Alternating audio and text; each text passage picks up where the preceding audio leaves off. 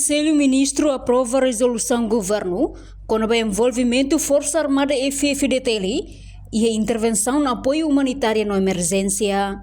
Quarta-feira, governo Lihusi Surmuto reunião Conselho Ministro e Palácio Governo Dili aprova o projeto de resolução governo nebe apresenta o Ministro Defesa Donaciano do Rosário Gomes o Código Pedro Clamar Fuig com a estratégia apoio humanitário no emergência niang.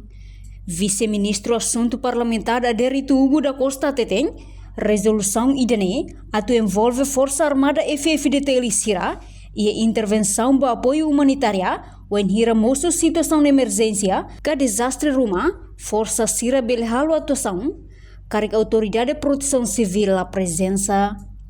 O Ministério da Defesa apresenta a resolução governo para atuar estratégica para apoio humanitário e a emergência para a Força de Defesa minha.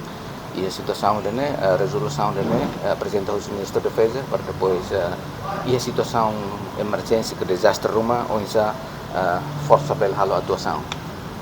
Quando entidade selo kan essa APC, Autoridade de Proteção Civil, a presença ou a presença do apoio será envolve força sira e a intervenção para apoio humanitário seria.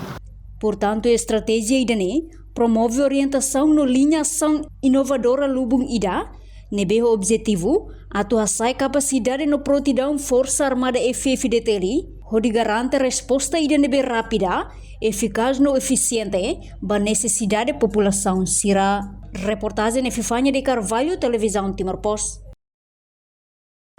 Janela informação ba emogoto. Atua tem informação atual dia kliu. Kita haluha.